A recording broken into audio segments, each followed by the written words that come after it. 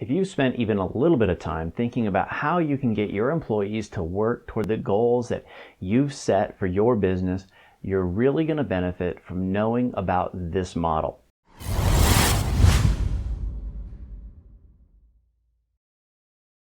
What I'm going to show you is a model that was developed by Professor Edwin Locke, and it shows the first two filters that an employee views an assigned goal through. In this short video, I'm also going to show you the 4 paths that you'll wind up on as a result of your employees' response to the goals that you're setting in your business. When you first assign a goal to an employee, the first thing that they do is compare that goal to the personal goal that they've set for themselves. When a person is assigned a goal, they draw several conclusions very quickly. They're looking to see if the goal that you set for them says that you have confidence in them and that you're really interested in seeing them benefit from being successful. If the goal is too low or too small, they'll think that you don't have much confidence in them, that the task is somehow beneath them. If it's too high, they'll think that you have no intention of paying the bonus that you might have tied to the target. So they're looking to see that you've given them something that says confidence with a little bit of a stretch so that they have to bring their A game.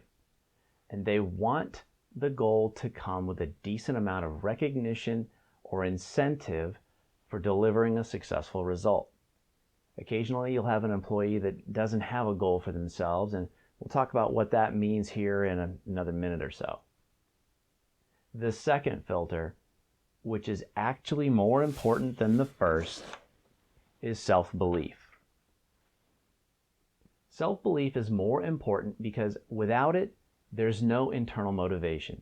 Self-belief is the gasoline for the engine. Without it, they'll lack the confidence to push forward on any kind of a stretch goal. Think about it like this. When you ventured into business, you had a certain amount of self-belief that you would be successful. It's what allowed you to step out, put your head above the crowd, and go for it. Your self-belief came first. Well, your employees are no different than you in that regard. This is why Locke's graphic has self-belief feeding into the personal goal. It all starts with self-belief. After your employee absorbs the goal that you've set and draws their own conclusions, you'll find yourself on one of 4 possible paths.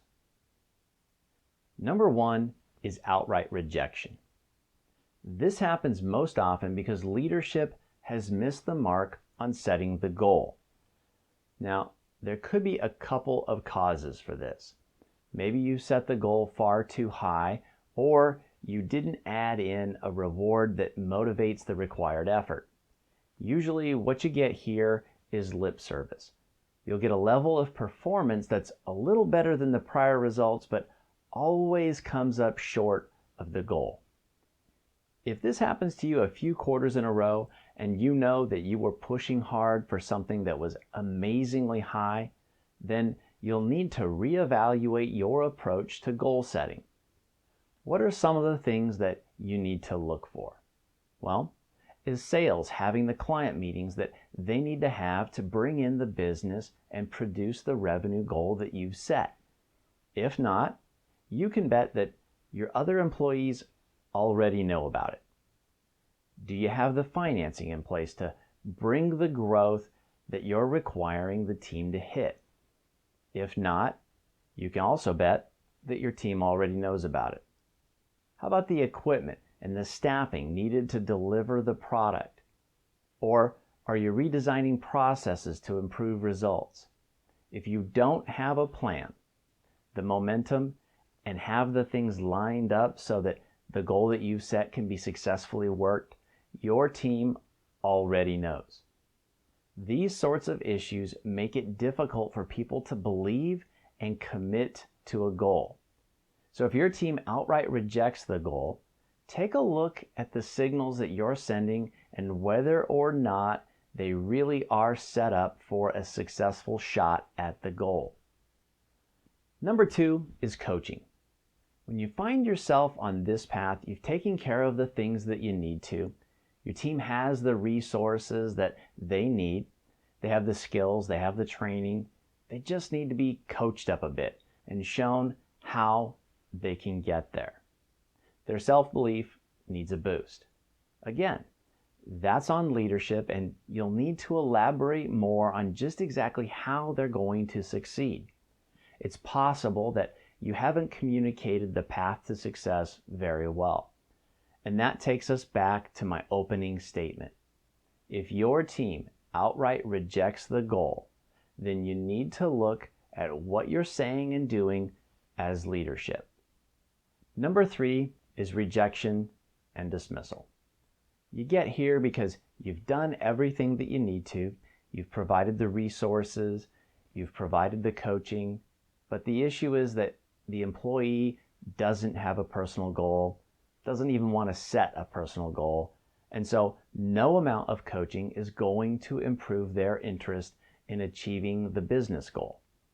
If no amount of coaching is going to give you alignment, then you need to make that employee available to industry.